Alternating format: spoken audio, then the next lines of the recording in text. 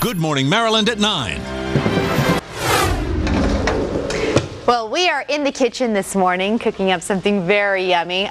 Everyone in the studio was like, oh my God, I've got to have some of that. What are you doing for us today? Well, this is very exciting because this is buffalo from Gunpowder Buffalo Farm, and that is a local farm in Moncton.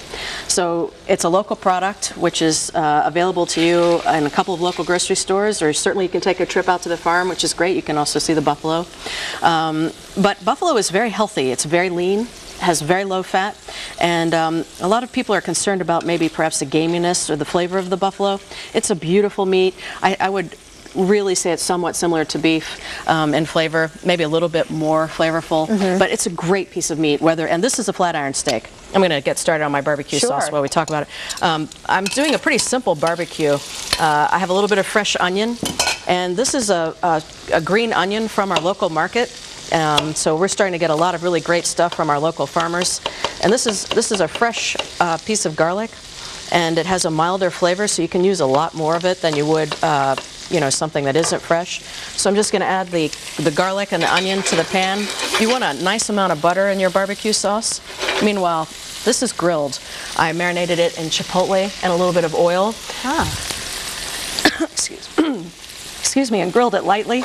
And now I'm finishing it to make it sort of tender and more pulled like you would with barbecue. Excuse me. And so it's making you hungry. Yeah, I don't know what's happening right now, but apparently I'm not supposed to be speaking. So here we go with the onions and the garlic.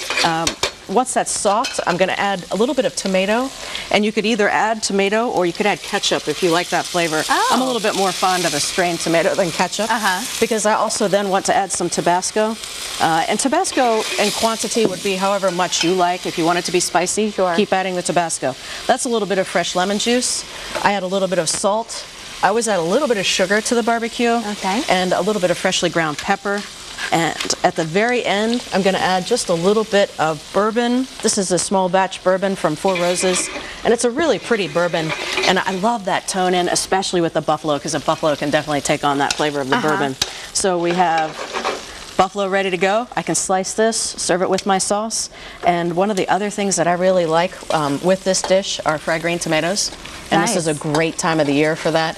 As your tomatoes start to grow, you really use an unripe green tomato, and we just lightly dust them with cornmeal, a little bit of cayenne pepper and salt, and you can either lightly saute them on the stove, or if you have a fryer at your house, you can deep fry them. Either way. And I mean, you're really a pro about this. We were talking about it before a commercial break, but you have several restaurants, you and your husband. Yeah, tell us about that. I am the chef at Charleston, which was our first restaurant, and that's in the Harbor East development. And then across the street is Cinghiale. Cinghiale is Northern Italian.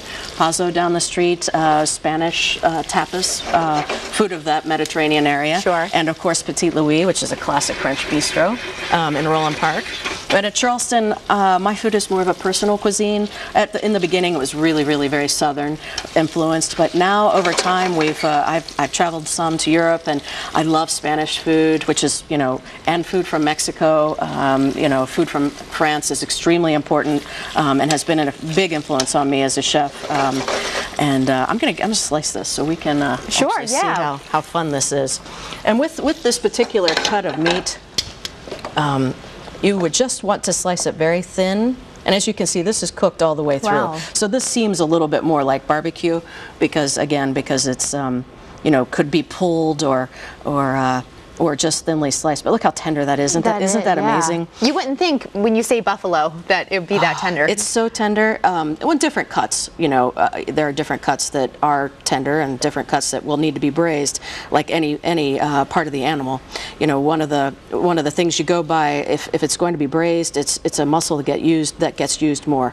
And if it's a muscle that is closer to the inside of the body, say the tenderloin, which is on the inside of the loin, then you have a muscle that's very tender because it's not used very much. Wonderful. And the barbecue sauce goes with that? Yes. That looks great. Cindy, thank you so much. Oh, you're welcome. That I'm so glad to looks so yummy. show you about buffalo because I think it's a fantastic thing to eat. Wow. I was telling everyone I'm going to finish that up before they all come down and get it. Cindy, well, thank you so much for joining us this morning. It's nice to be here. Wonderful. Thank you. Thanks. That looks really good.